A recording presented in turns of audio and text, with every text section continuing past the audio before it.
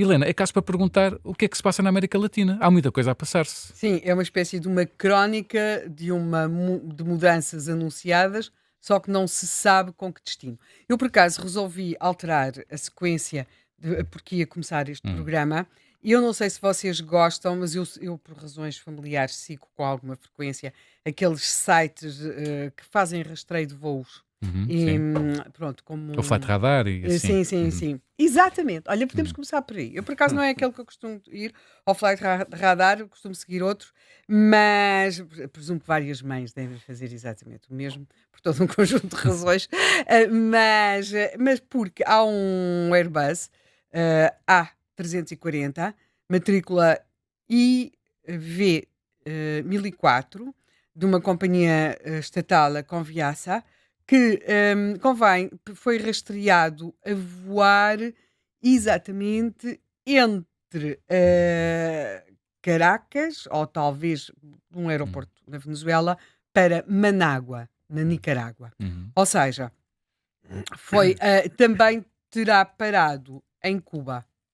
Ou seja, estes voos, este avião, trata-se de um avião que é geralmente utilizado pelo presidente da Venezuela, Nicolás Maduro, por o seu ministro Diosdado Cabello, e isto tem de alguma forma, Diosdado Cabello, e de alguma forma estes rastreamentos de voo darão conta não de que Maduro tenha saído da Venezuela, porque está na Venezuela, mas de que poderão estar a acontecer voos preparatórios da sua saída. E geralmente estes voos preparatórios quer dizer que estão a ser levados bens, está a ser levado ouro, por exemplo, ou outro tipo de artigos, para assegurarem uma permanência confortável na Nicarágua, a Maduro, à sua família e também uma figura, como é o caso do Diosdado Cabello. E estes dados foram revelados muito, muito, muito recentemente por um jornalista peruano que está nos Estados Unidos. É claro que nós tudo isto temos sempre de perceber o que é informação a sério, o que é que podem ser fugas de informação, mas é um dado. Tem-se vindo a falar com alguma insistência na possibilidade de Maduro deixar a Venezuela. Note-se que não é nada de muito diferente esta questão do rastreamento dos voos e começar a perceber-se que havia mas aí até já para a saída da família, mas quando aconteceu com Bashar al-Assad na Síria, começou a perceber-se que havia ali um movimento aéreo, até que há aquele voo que a certa altura fica sem sinal, não é? Já mesmo quando Bashar al-Assad sai da Síria, e portanto isto poderá dar conta de uma alteração.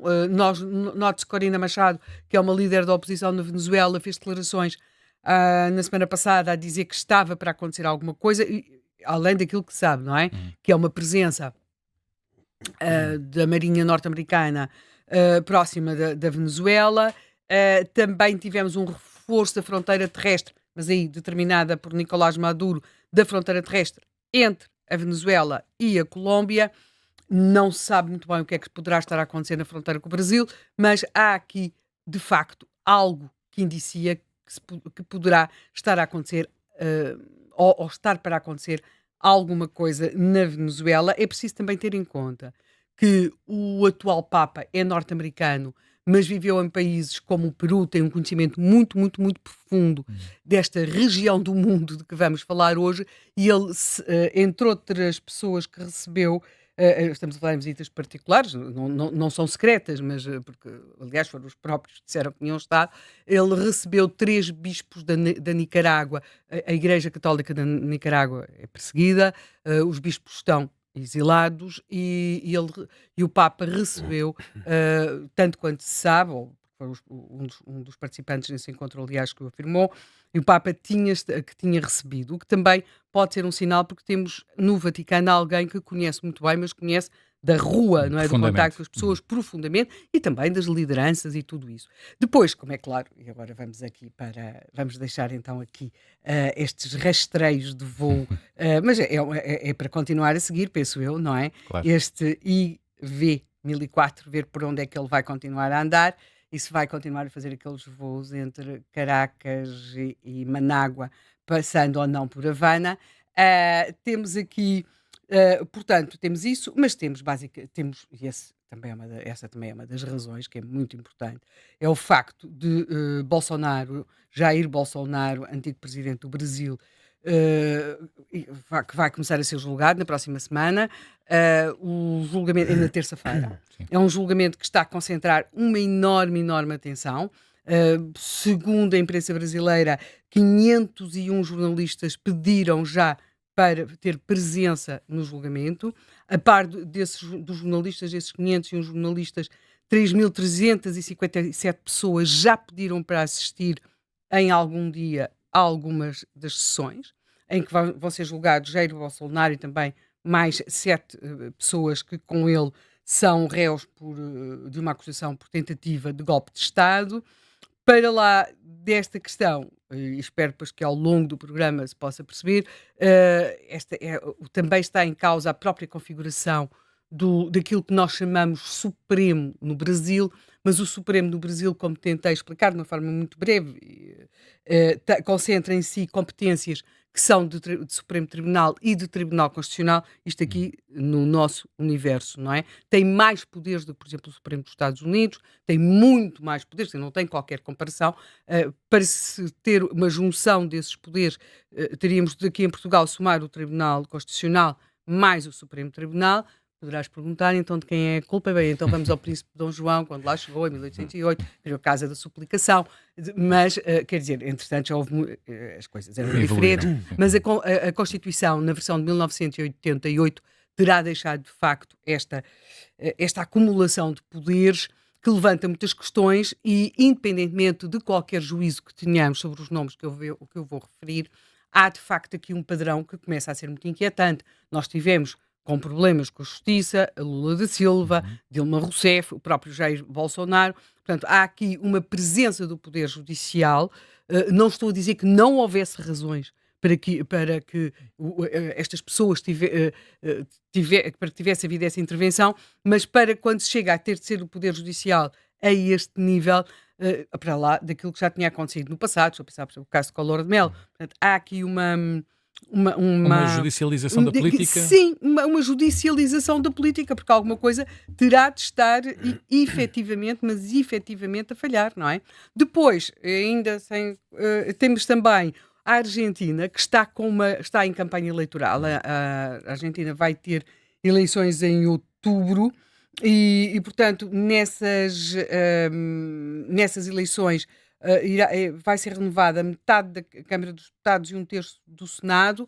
É normal as campanhas eleitorais terem algum grau de estridência, por assim dizer, na Argentina, mas nós estamos já com violência, e não é apenas aquelas pedradas contra o Milei, o presidente Milei, mas também já há confrontos nas universidades, e ainda estamos mesmo no início.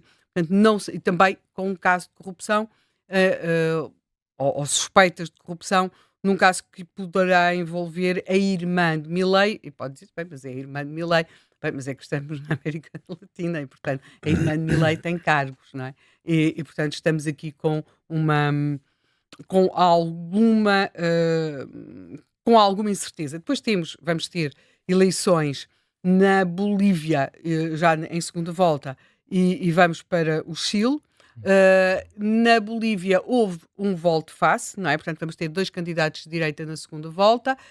Temos aquela coisa insólita do anterior presidente Evo Morales estar mais ou menos, quer dizer, está a braços com um problema com a justiça por violação de uma menor, mas, por sua vez, os apoiantes de Evo Morales criam circunstâncias em que ele não é propriamente confrontável pela justiça, mas apesar de tudo, na Bolívia será uma coisa mais tranquila a esse nível. No Chile poderemos ter, ou estamos com uma radicalização em termos do perfil dos candidatos. Depois temos, como é óbvio, mas isso não é nada que aqui justificasse este programa, é apenas aqui um detalhe, temos, como é óbvio, o caso da Nicarágua, para o qual já referi. O presidente Maduro poderá estar a pensar fugir a Nicarágua, mas é daquelas circunstâncias de uma ditadura que, neste momento, nada indica que poderá vir a ter alteração do seu quadro. Aliás, se assim não fosse, porventura Maduro não iria para lá. Depois temos uma situação que está muito fora também das preocupações neste momento, mas em que se percebe que alguma coisa acontecerá, só não se percebe quando, que é Cuba, não é? Cuba Uhum. está com uma crise gravíssima, gravíssima do ponto de vista económico, coisas tão simples quanto o fornecimento de eletricidade não conseguem ser assegurados, o que depois compromete aquilo que era uma das fontes mais interessantes para Cuba obter receitas, que era o turismo, né? Portanto, Cuba está, mas digamos que é uma situação, é uma ilha, nada indica que vai haver uma alteração nos próximos tempos, tirando a saída da população. Cuba está a perder população, e de alguns, como é costume nestas coisas, dos filhos das elites, não é? Uhum. Que já estão muito tranquilamente a viver em Miami e noutros sítios, não é? Nos Estados Unidos. E depois temos aquilo que, aí sim, tal como a questão do Brasil é uma questão de teste à resiliência de um Estado democrático, é esta constante presença dos seus ex-presidentes ou presidentes diante da justiça e do que pode acontecer na Venezuela, que é a questão do México. No México, a presidente veio já desmentir a presença de militares norte-americanos em solo mexicano, que estarão, ou que estariam, ou que podem estar a levar a cabo ações de combate aos cartéis de droga barra imigração. A Presidente desmentiu, mas algo poderá levar a acreditar que isso estará mesmo a acontecer. E, portanto, é um pouco deste. Uhum. Uh, Deste caldo, digamos assim. deste lado, há aquela ideia não é, do anel de fogo do Pacífico, não Uhum. é? Daqueles que são mais de 400 vulcões, não é? Que causam ali uma intensa atividade sísmica e vulcânica, Uhum. mas é como se o anel de fogo estivesse também aqui, do ponto de vista político, Claro. a atravessar também para o lado do Atlântico, e portanto temos aqui, sabemos que isto vai mudar, só não sabemos para onde, e sobretudo, nós vemos no caso da Venezuela, onde chegou um país que até não tinha, até contrastava com os seus vizinhos, pelo facto de não ter propriamente conhecido aqueles períodos negros, ditatoriais, terríveis, que conheceram os outros países, e vimos como, diante dos nossos olhos, aquilo. Note-se que para Portugal, a Venezuela, por exemplo, além que foi um país habitualmente destino de imigração, como se percebe pela importante comunidade portuguesa que lá existe, mas, por exemplo, quando começam a chegar a Portugal os retornados em 74, 75, a Venezuela é um dos países que nos ajuda. Abre porque eram os noticiários, é muito interessante ver isso nos noticiários da RTP, Venezuela, um país rico, e então a Venezuela tinha um programa no qual acolhia, por exemplo, muitos madeirenses Uhum. que Sim. tinham vindo, já que estavam a chegar de Angola em Moçambique, eram pessoas com grandes competências na agricultura, mesmo muitas, e a Venezuela estava muito interessada naquele perfil de pessoas e vai ter não apenas pessoas ligadas às explorações agrícolas, mas também outras atividades comerciais e industriais, e há pessoas que vêm diretamente, há uns que vão diretamente de Angola e Moçambique para a Venezuela, outros ainda vêm a Lisboa ou ainda passam pelo Brasil e depois vão para a Venezuela, porque a Venezuela era um país rico, democrático, e nós vimos como esse país rico, democrático, claro, com casos de corrupção, não sei, mas se foi transformando naquela coisa grotesca que é atualmente.